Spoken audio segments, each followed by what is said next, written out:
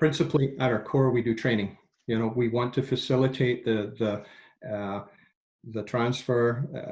transition of workers in the fossil fuel industry and the oil and gas industry to jobs in renewable energy. What we do is we develop courses and we deliver those courses. The great thing about the courses is they're hands-on. They're classroom-based and hands-on, so that individuals get an idea of the technology and the theory behind things, but they get to do it in practice. Of course, that relies on us having projects and being able to get people close to projects. We have a number of partnerships. One is the renewable initiative, which is taking orphaned well pads and turning them into solar locations for solar arrays.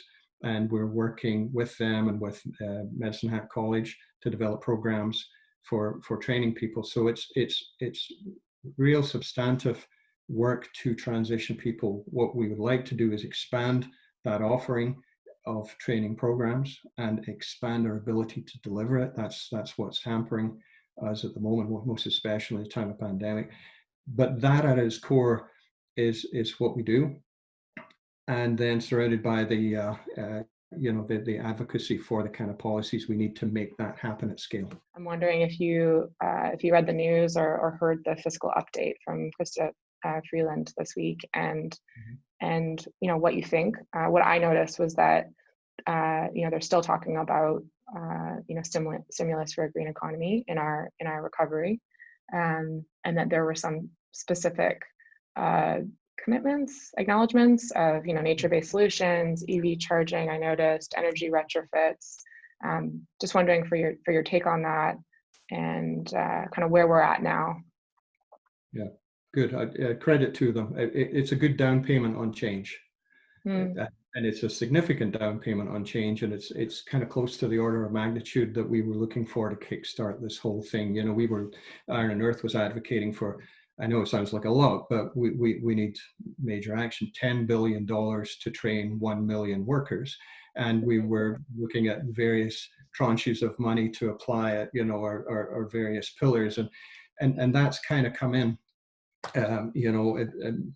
in this initial offering. So I think it's really good. And as you say, there's some commitments, but what it needs now is to build the plans on that. Yeah. I'm a project manager. I've managed some very big projects. The devil is in the details, and not just in the details, but the execution of the details. We need to execute this in a way, and I mentioned policies and mechanisms, and the mechanisms are really important. And this is why we need, we need the equivalent of some non-partisan group that will actually administer this, where I'll come to the war analogy, the inevitable war analogy. It's not, I've kind of talked against it a little bit, but in this case where you have, and actually I'm reading this book here. I'm gonna plug this. This is Seth Klein's War. That's so funny. In our last Climate Ventures conversation, Mark Lee also plugged Seth Klein's book. Oh, but please go on. No, it's great. It's very good. He's not, of course he makes clear from the start, I'm not, that he doesn't love war, and he's possibly the last person to write about that. But it was a mechanism that Canada enacted in order to fight the war, to mobilize in the kind of massive way that was required.